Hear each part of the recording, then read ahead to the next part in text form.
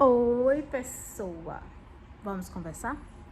Então, hoje a gente vai falar sobre o primeiro passo que eu dei para sair da dependência emocional. Como que foi essa experiência para mim, né? Então, eu vou trazer lá atrás, uns 10 a 15 anos atrás, a minha história, para você poder entender, tá bom? Então, vamos lá. Essa dependência emocional específica que eu vou trazer é no meu casamento que eu desenvolvi, né? Com meu ex. Mas a gente tem dependência de todas as pessoas. Eu queria deixar isso bem claro, né? Para depois aí eu vim trazendo um outro tema. Vocês querendo, já comenta aqui. Que dependência é essa, Emma, que você tá falando? Que eu trago num outro vídeo, tá bom? Se vocês gostarem bastante, já deixa o joinha para ajudar a gente a crescer bastante. Vamos lá. Eu me casei com 19 anos. Por que, mulher, que você fez isso? Tão nova. 19 ali pra 20 já, né? Me casei em abril, fiz aniversário em junho. E esse casamento veio porque era um sonho meu casar, eu era cristã, né? Ali, era cristã, digo assim, hoje em dia eu acredito muito em Deus, mas eu não sigo esses dogmas e paradigmas. E vocês vão entender o porquê, né? Eu contando aqui a minha história, vocês vão entender por que eu não sigo mais, por que eu não frequento também mais. É um outro tema, né? Um outro vídeo. Trago pra vocês, se vocês quiserem também, deixa aí nos comentários.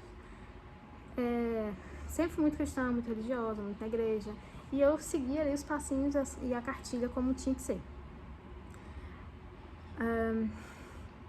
Eu cheguei a namorar antes desse meu ex-marido, e foi uma frustração eu ter terminado com ele e ter começado esse novo relacionamento. Porém, até a forma que eu terminei com o meu primeiro namorado foi muito tranquilo, muito saudável, sabe?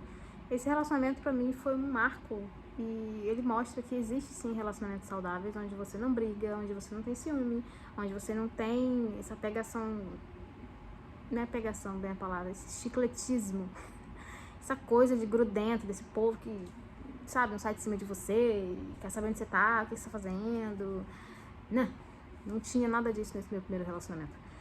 Era leve, a gente não brigava, ele não fazia birra comigo, ele não me maltratava, eu não maltratava ele. Eu fazia umas birrinhas quando eu queria algumas coisinhas, tipo assim, ele não ia me ver, e eu adolescente ali, gente, pelo amor de Deus, 17 anos. E eu fazia umas graças, tipo assim, poxa, também não quero saber. Fazia essas palhaçadinhas, e aí ele dava um jeito de me ver. Ou então no outro dia, quando ele ia me ver, ele levava um bombom. E era saudável, porque ele fazia aquilo porque ele gostava de mim mesmo, sabe? Ele não fazia aquilo porque ele queria me manipular, nem nada do tipo, até porque depois a gente terminou e foi os dois, assim, foi uma decisão mútua dos dois terminar. Se ele quisesse manipular, ele ia ficar ali me mantendo na rédea curta, ele nunca fez isso. Enfim, trazendo esse adendo, quero dizer agora sobre o meu casamento, onde eu desenvolvi essa dependência, né? Terminei esse relacionamento, comecei esse outro, já ali orando a Deus e perguntando se era isso mesmo, fazendo propósito com Deus, né? Para quem não conhece essa palavra, esse termo, fazer propósito com Deus é quando a gente, é como se fosse uma promessa, né? Na igreja católica, mas não é. Não é bem uma promessa. É uma forma de você estipular. Durante 30 dias, Deus, eu vou fazer esse jejum para que o Senhor me mostre se eu devo mesmo me casar com certos tipos de pessoa ou não. Com essa pessoa ou não. Se eu devo me separar ou não. Se eu devo ir para aquele trabalho ou não. Se eu vou ganhar, sei lá. Enfim.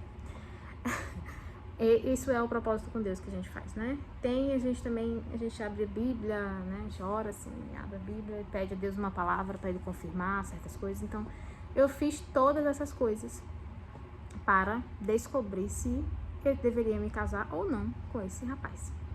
E as respostas, todas elas foram positivas. Esse rapaz também da igreja, e ele, inclusive, ele se converteu ali, né, na igreja da minha mãe, junto com a gente ali, e ele deu ofertas para Deus, né, perguntando, sempre foi assim, sabe, perguntando muito se era mesmo pra gente casar ou não, e as respostas todas foram positivas. Eu não tive relação sexual com meu primeiro namorado, me mantive virgem, porque eu queria me casar virgem, eu consegui, Porque eu falei, se eu casar virgem, eu tô com minha carta de crédito ali garantida com Deus. Porque se eu tenho que casar virgem, né? Então, meu casamento tá salvo. Ele também casou virgem comigo. Então, assim, pra mim eu tinha resolvido tudo. Mas eu não queria me casar tão cedo. Eu queria esperar um pouco mais, ter mais certeza, conhecer um pouco mais ele. As respostas de Deus, sim, foram todas positivas, mas eu queria, sabe, ter esse tempo de namoro. E quando a gente começou a namorar, o que eu tive de retorno da igreja foi: você tem 6 meses pra casar. E aí? Vocês têm 6 meses para noivar, né? Namorar, noivar e casar. Aí eu falei assim, depois, né, no futuro, eu vim descobrir que aquilo ali foi só uma dica. Não era uma obrigação. Era só assim, é bem interessante que vocês se casem dentro de 6 meses para que vocês não pequem, né? Que vocês não venham transar antes do casamento. O garoto tinha 22 anos, era virgem. Eu tinha quase 20 anos, também era virgem. Tive um relacionamento de 1 ano, 2 meses, cheguei a noivar com esse menino e não perdi a virgindade. Aí nesse meu namoro agora eu ia perder a virgindade por quê? E outra coisa, gente, quem tem que perder a virgindade e quando eu deveria decidir perder essa virgindade, deveria ser eu. Mas enfim, né, eu ali sempre muito cristã, muito devota a Deus, muito apegada a Deus, muito... Eu usei o termo devoto aqui, para alguns crentes vai ser meio escandalizante. Mas calma, gente, vai lá pegar a raiz da palavra, que significa ser um devoto, né? É uma pessoa dedicada a Deus. Continuei com esse pensamento de 6 meses mesmo, porque mandaram fazer. Beleza. Fiquei meio que em pânico, mas eu sou muito introvertida, na época eu era muito mais, vocês não vão perceber essa introversão minha, mas na época eu era demais, sabe? E se Deus falasse uma coisa, eu ia fazer. E hoje em dia eu entendo muitas coisas sobre por que certas pessoas fazem determinadas coisas em seitas e tudo mais, porque a gente acredita que é Deus que tá falando, sabe? E que a gente tem a obrigação de cumprir aquilo ali. Beleza, fiquei apavorada, porque eu tinha que casar, e eu queria um pouco mais de conhecer, não era de ficar, nunca foi de ficar. Esse meu primeiro namorado, antes dele, quando eu tinha uns 13, 14 anos, eu tive a experiência de dar um beijinho na boca, assim, sabe? Mas não era nada com conotação sexual, nada, porque eu sempre quis manter casta mesmo. Virgem. E, que eu fui criada na igreja, né? Era uma outra igreja, denominação, bem diferente. Mas mesmo assim, lá eles também pregam essa questão de vocês casar virgem. Enfim. Fui procurar os papéis para poder casar, fui procurar as coisas. E descobri que tinha que pagar quase 2 salários mínimos para me casar. Eu fiquei feliz. Opa, vou demorar um pouco, né? Até juntar esse dinheiro todo. Eu tinha 20 anos ainda, não tinha emprego. Trabalhava para mim, fazendo as bijuterias. E ele também ele recebia um salário mínimo, então, tipo, seriam 2 meses de salário dele de trabalho. Como que ele ia tirar 2 meses assim, né? Fiquei feliz. Mas descobri depois, por outras pessoas, você pode pegar uma isenção de casamento. Você pode se casar de graça. Quem quiser saber sobre isenção, gente, fala comigo aí também, que eu posso ou gravar um vídeo, sei lá, eu deixo nos comentários. Fui lá, peguei esse raio dessa isenção. Resumindo, casamos. No nosso primeiro ano de casamento, eu senti um contraste muito grande. Porque é aquilo, você tá namorando a pessoa, ela é de um jeito. Você casa com ela, ela mostra quem ela é. E ele não era uma pessoa ruim, ele não é. A gente tem contato até hoje. Mas a forma que ele foi criado foi muito diferente da forma que eu fui criada. E não deu pra perceber isso no pouco tempo que a gente conviveu. Porque ele trabalhava, ele saía de casa às 5h30 da manhã, chegava em casa às 8h30 da noite, já chegava cansado, porque tinha que pegar trem aqui, é uma condução aqui onde eu moro, no Rio de Janeiro. Então, ele às vezes não conseguia sentar no trem, ficava 1h20, 1h15 minutos em pé, né, até... O trem é igual o metrô, parecido com o metrô, pra quem não consegue entender aí, tá? Ele ficava em pé de 1h e pouco, aí ia pro trabalho, ainda caminhava uns 15 minutinhos até chegar lá no trabalho dele, depois ele voltava esse percurso e trabalhava em pé no trabalho dele o dia inteiro. Então a gente não tinha muito contato, assim, a gente tinha o mínimo possível. E naquela época era muito SMS, né, gente? Não era WhatsApp, não era chamada de vídeo, não tinha essas coisas. Daí, não consegui conhecer ele muito bem, né? Poxa, 6 meses, pelo amor de Deus. ele mostrou, sabe, assim, o jeito dele foi criado. Ele é do norte, nordeste, e lá o povo é mais bruto. Ele me tratava com certa rispidez, porque ele aprendeu assim, tipo, quero um troço, pô, fulano, tu não fez? Caramba, pô, tu é bem bagunceira, hein? Eu com 20 aninhos, bagunceira mesmo, muito bagunceira. Fui criada com babá, fui criada ali mimada, né, um pouco. Eu sempre fui muito correria de trabalho, adorava fazer trabalho fora, adorava trabalhar mesmo, trabalhei de faxineira, de cabeleireira, tantas coisas, vocês vão descobrir ao longo dessa nossa jornada. E aí, fui percebendo, sabe, essa coisa dele assim, de essa rigidez, essa grosseria dele. E aquilo me magoava, porque eu achava que ele era assim comigo, eu achava que ele era assim por minha causa. Eu fui colocando tudo aqui pra dentro, tudo. Achando que todos os problemas eram comigo. No final deste ano, eu tava já assim, Deus, como que o senhor me bota num trem desse? Deus do céu, Deus da terra, como é que o senhor faz um negócio desse comigo? Eu fiz tanta oração, fiz tanta coisa, eu casei virgem, minha carta de crédito era essa.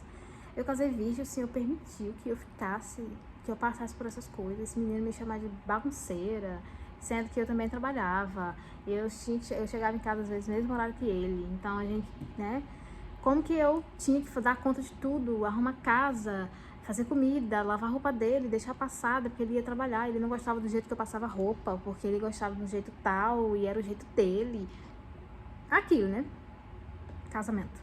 Todo mundo sonha com esse tal casamento. Essa foi a minha experiência. Aquilo, gente, foi me deixando assim, sabe? Amuada. E eu fui cada vez mais orando, pedindo mais a Deus, ficando mais devota, ficando mais dedicada, orando mais, jejuando mais, lendo muito mais a Bíblia. E nada melhorava. Aí o que aconteceu? O meu amor por ele foi diminuindo. Mas uma dependência dele foi aumentando e eu não conseguia entender. De onde vem isso? Que dependência é essa? Como que a pessoa faz esse tipo de coisa comigo, me chama de porca, de relaxada, de bagunceira? Porque as agressões dele eram essas, não era nada dele me agredir fisicamente, não tinha essa agressão gratuita, sabe, que você vê em outros relacionamentos tóxicos.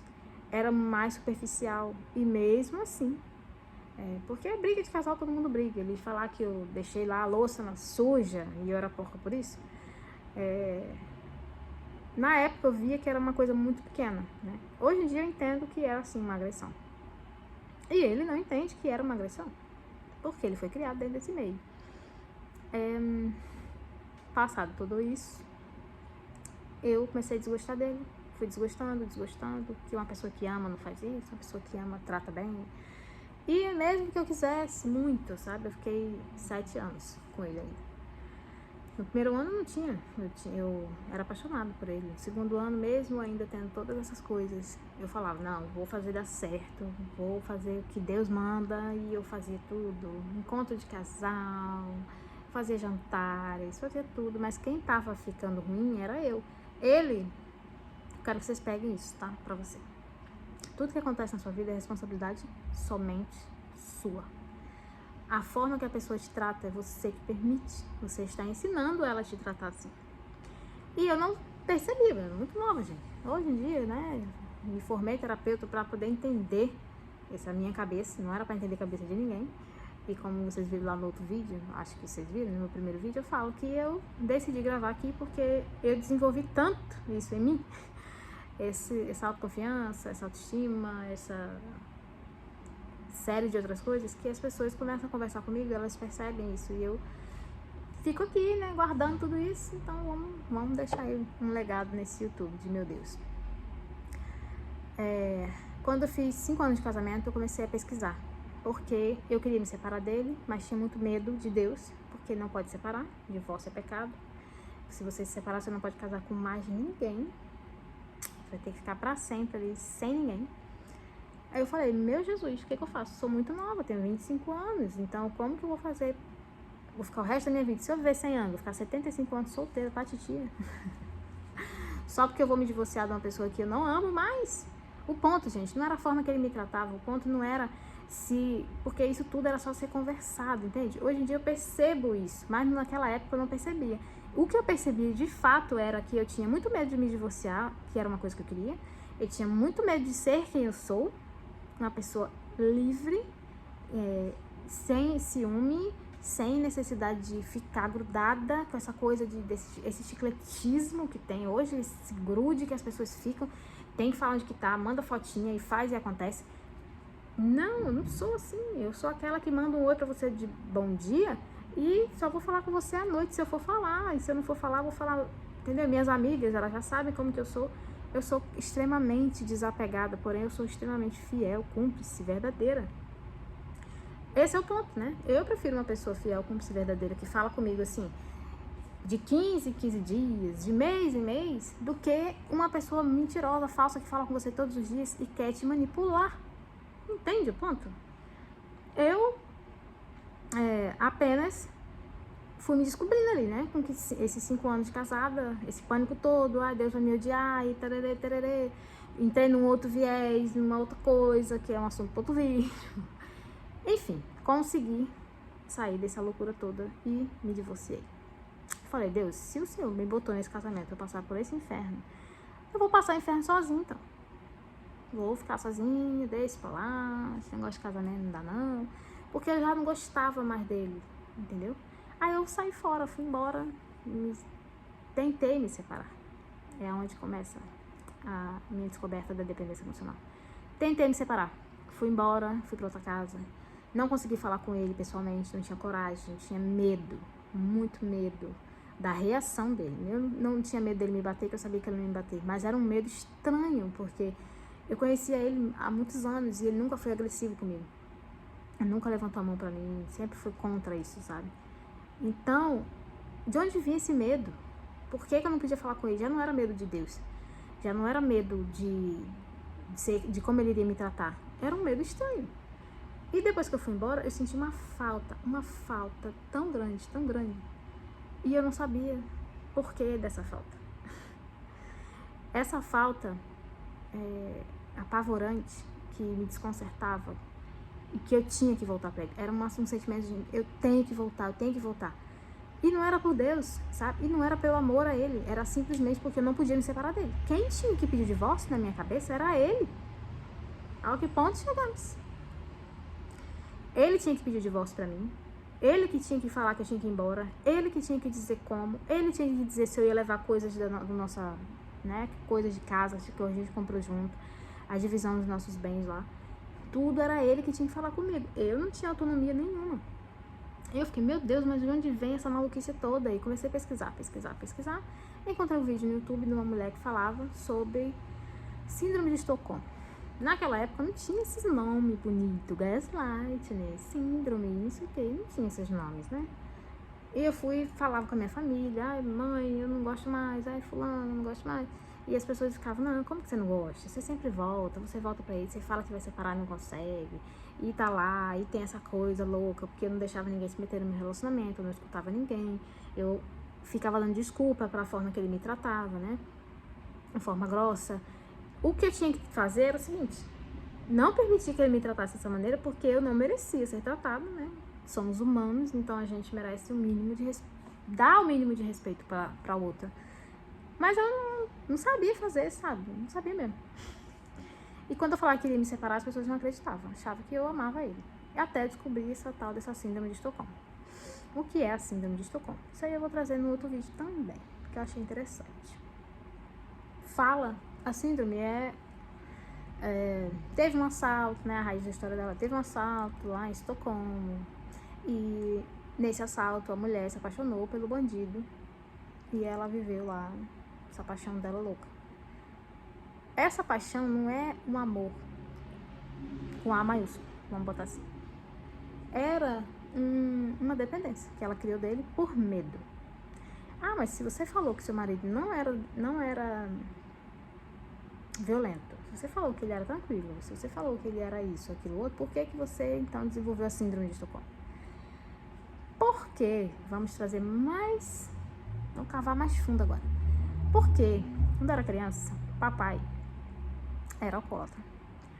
E ele chegava em casa gritando, xingando, aspirando, sei o quê, vocês vão tudo embora de casa. Eu criança. Aquilo me gerou esse medo das pessoas falarem grosso, né? Falarem ríspido comigo, falarem de forma bruta. Então, olha quão fundo foi a minha situação. E esse meu casamento foi apenas um reflexo, né? Foi só ali uma amostragem, foi só um contraste. Eu gosto de usar esse termo, contraste. Você vai me ouvir muito falar sobre isso aqui. O que é o contraste? O contraste é um remedinho, um negocinho que as pessoas colocam na veia da gente quando a gente vai fazer exame, né? Exame de imagem. Por quê? Eles precisam ver o que é. Que tem lá dentro do seu corpo, em determinado órgão, eles vão jogar um contraste. Esse contraste vai mostrar o problema, entendeu? Quando não se toma contraste, é mais difícil de enxergar o problema. Então, o meu casamento, gente, foi simplesmente isso. Um contraste de um monte de coisas que tinha dentro de mim. Da minha infância. De papai, de mamãe, de meus irmãos, e etc. e afins. Entenderam? Então, assim, por isso que hoje eu falo dele sim, por isso que hoje eu até falo com ele tranquilamente, porque eu entendo que ele também, a forma que ele me tratava, foi um contraste da infância dele. Que também foi bem assim, né? Bem bruta, bem contrastada, bem desse jeito. Entendem? Então, assim, eu entendi que eu tava ali com essa síndrome de Estocolmo, era isso que estava me causando essa dependência emocional. E ele também me gerou um gaslighting. O que é o gaslighting? Ele me condicionou a uma coisa, que era ser... Minha família tem muita gente obesa, tá? Eu tô no meu peso normal, não sou magrela, mas também não sou obesa, não sou gorda, tô no meu peso normal. Mas ele achava que eu ia ficar obesa, porque ele via lá minha mãe, minhas irmãs e algumas outras pessoas que estavam um pouco acima do peso. E ele achava que meu futuro era aquele, ele ficou apavorado. Então ele ia descobrir também que ele gostava muito mais do meu corpo do que de mim, né, gente? Pelo amor de Deus. E ele me condicionou, enfim, media, sabe, assim, meu braço. E eu fui achando que eu tinha que ser medida por outras pessoas. Só descobri isso também quando eu estava lavando uma louça. Aí um amigo veio, me pegou no meu braço e falou, vem pra cá, vem conversar comigo aqui. Depois que eu for embora, você lava essa louça, mulher. Aí eu falei, tá bom, mas... Fiquei lá lavando a louça, secando a mão, e eu fiquei com aquela falta. Gente, por que ele não me mediu? Ele tinha que ter medido meu braço pra saber se eu tava gorda, se eu tava magra, se eu tava, né, se engordada. Cheguei na sala, eu falei com ele, tava ele e minha irmã. Eu falei, então, por que você não me mediu? Aí ele falou, o quê? Medir você? Aí minha irmã, tá louca? Você tá louca, garota?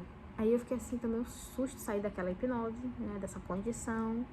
Voltei pra cozinha e falei, deixa eu beber uma água, esqueci. Voltei pra lá, fiquei em pânico, apavorada. Gente, por que eu tinha que ser medida? Por que eu senti falta dele medir? Que loucura é essa? Fui ficando mais em parafuso, nessa época eu tava separada já. Foi numa pequena transição minha de separação. Eu fui e voltei várias vezes, tá? Pra poder eu conseguir identificar todas essas coisas que eu estou falando pra vocês aqui hoje. Então esse foi um pequeno momento, um pequeno tempo de separação dele. E aquilo foi me chamando a atenção. Por que eu tinha que ser medida? E fui pesquisar também e descobri o gaslighting. Na época eu só sabia da síndrome de Estocolmo. O gaslighting ainda não. Enfim, como foi que eu saí disso? Qual foi o primeiro passo? Descobrir isso, né?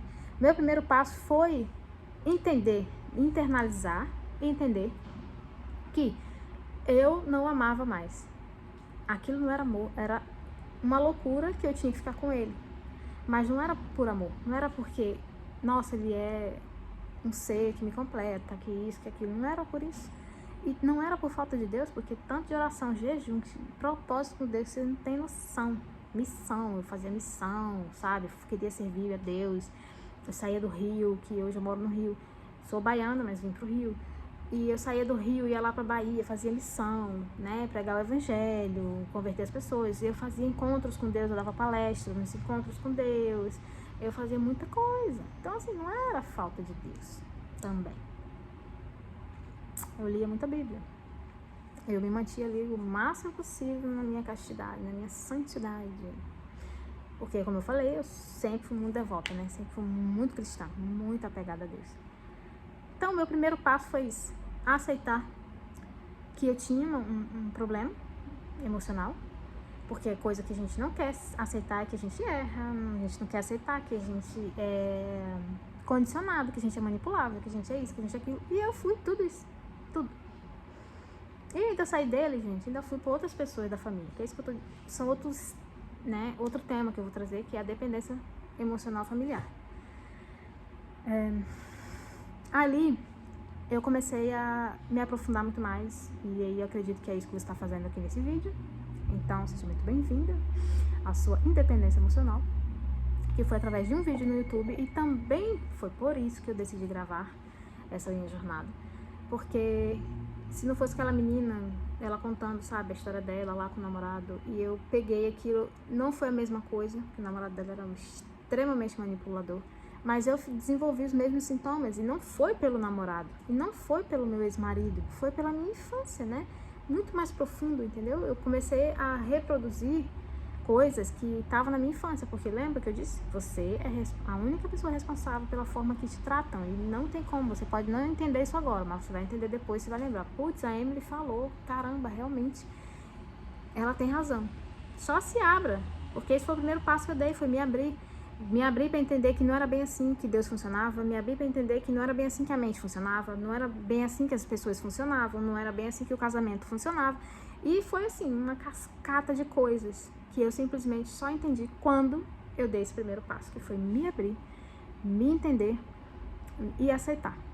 Já tem mais de um passo, né? Mas tá bom. Então, gente, eu acho que é isso que eu queria deixar pra você, tá? Pessoa aí, que possa te ajudar, que você possa não se sinta vítima de nada. Isso é apenas um contraste, lembra que eu falei? Um contraste de algo que está dentro de você, e a melhor forma de você fazer para tirar isso dentro de você é tomando esse contraste, que é vivendo essas experiências, que é analisando elas, que é buscando informação sobre elas, e eu acho que é isso que você está fazendo aqui. Então, você já deu o seu primeiro passo, é isso que eu queria dizer para você. Você já deu o seu primeiro passo, e esse é o passo mais importante, né? Não fique grilada se você voltar, sabe, para aquela pessoa. Não fique grilada se você voltar para aquela amizade. Não se deprecie nunca. A última pessoa da Terra que tem que se depreciar é você, porque todas as outras já podem fazer isso, né? Todas as outras fazem isso, e elas também não sabem o que você está descobrindo aqui hoje, que é de inteira responsabilidade sua se amar, tá bom? Te vejo no próximo vídeo, e qualquer coisa, dúvidas, quiser contar sua história, deixa aqui nos comentários, tá? Que eu vou amar ler aí sua história, se você já saiu, se você tá saindo, deixa aí nos comentários, e também dá uma curtida aí, dá uma curtida pra gente começar esse canal com chave de ouro, e que esse vídeo venha, né, se propagar aí pra outras pessoas, e esse curtir faz com que isso aconteça, tá bom? Beijo no coração de todas vocês, de todos vocês. Te vejo numa próxima, tá bom, pessoa? Tchau, tchau.